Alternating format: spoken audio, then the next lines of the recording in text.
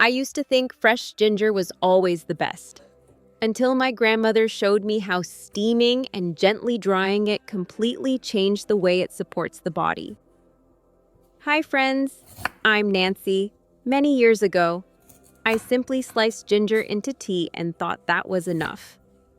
But then one day, my grandmother came to visit and showed me an old method that helps soften the sharp spiciness, preserve the natural oils of the ginger, and make it easier to digest. Today, I'm going to guide you step by step through this simple steaming and drying process. It's not complicated, but every detail matters. And once you understand how effective it is, you may never use ginger the old way again. Let's begin with preparing the ginger properly, because this first step makes all the difference. Instead of leaving the root whole, gently break it into smaller sections. Ginger has many natural curves and deep crevices, and separating it helps water reach into those tight spaces where soil can hide. Since ginger grows underground, it carries fine dirt and residue that you may not see right away, especially if you plan to keep the skin on. Place the pieces into a bowl and add about 2 tablespoons of salt along with a small spoonful of baking soda. Then pour in enough water to fully cover the ginger. Let it soak for 10 to 15 minutes. This soaking step helps loosen any hidden debris. The salt supports light cleaning, while the mildly alkaline baking soda helps lift buildup from those narrow grooves. After soaking, use a clean toothbrush to gently scrub each piece. There's no need to press hard. Just take your time and move carefully along the ridges. Since we'll be keeping the skin, it's important that it feels clean and smooth to the touch. My grandmother never peeled ginger. She used to say that the skin and the flesh are like yin and yang, 2 parts that work together to create balance in the body. For that reason, she only trimmed away any soft spots or dark areas and kept the rest intact. Once scrubbed, rinse the ginger well and place it in a colander to drain. Let it air dry until the surface is no longer wet before moving on to steaming. Now we come to the most important step, steaming the ginger. This is truly the turning point in the entire process. Begin by bringing a pot of water to a strong, rolling boil before placing the ginger inside. The steam must already be active and steady. Once the water is boiling, arrange the ginger pieces on a steaming rack.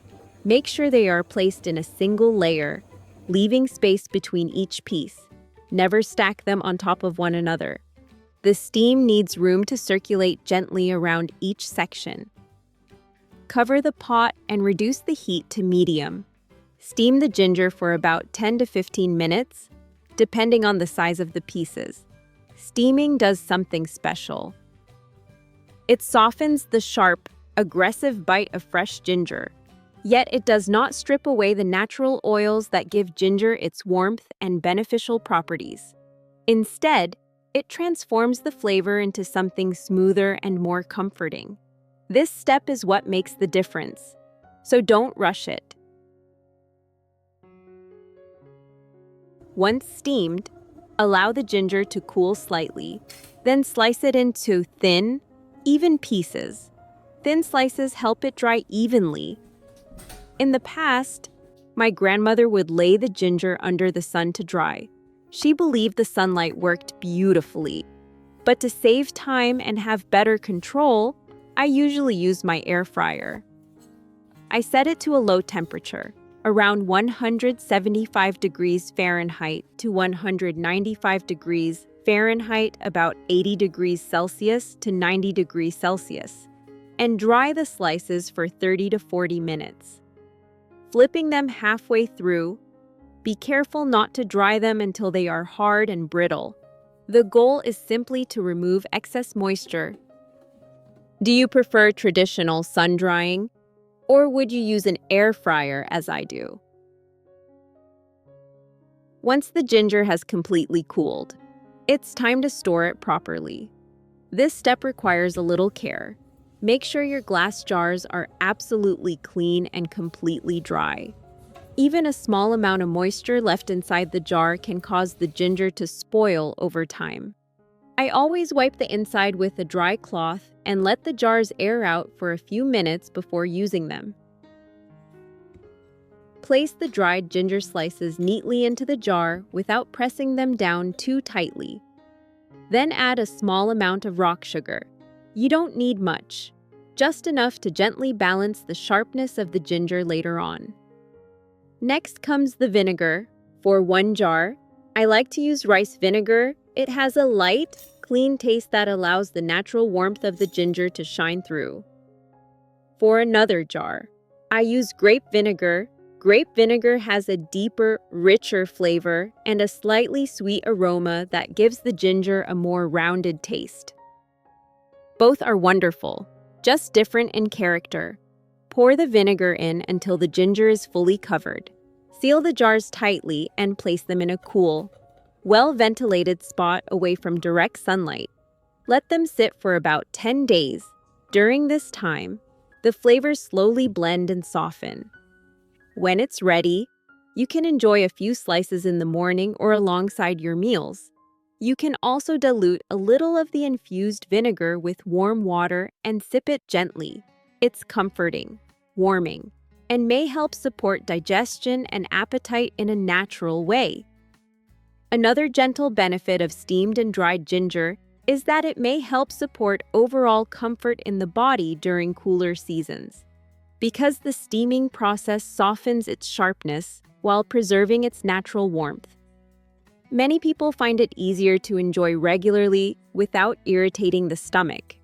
When used consistently in small amounts, it can feel soothing, especially on days when you feel a little sluggish or low in energy. Some also appreciate that it has a naturally comforting aroma, which can make a simple cup of warm water with ginger feel calming and grounding at the same time. It's not about quick results, it's about steady, simple habits that support the body over time. Preparing ginger this carefully isn't about doing something dramatic, it's about consistency. If you decide to try it, start small. Keep a jar in your kitchen and enjoy a few slices regularly rather than all at once. If you enjoy simple, practical recipes like this, please consider subscribing to the channel so you won't miss the next one. I'm so glad you spent this time with me today.